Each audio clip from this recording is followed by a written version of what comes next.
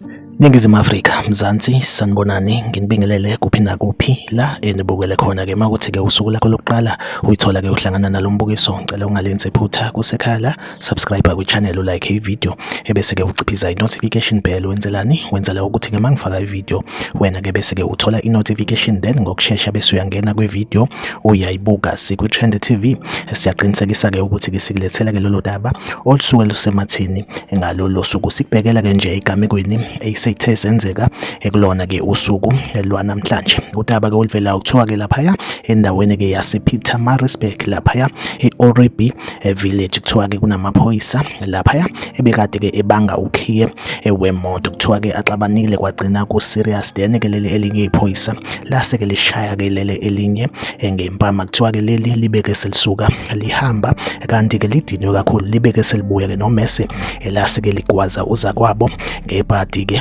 ewadlula emhlabeni. Lesigameko senzeke laphaya ePietermaritzburg e-Oribi village. Like i-video, subscribe kwi-channel, uphinde ucommente kwi-comment section ungitshela ukuthi kuthini ukuphawula kwakho ngalolu daba. La kwi-Trend TV ngizohlezi ngikhona ngulethela-ke indaba eyisemathini usuku nosuku, ahlangabezane kwi-video elandelayo.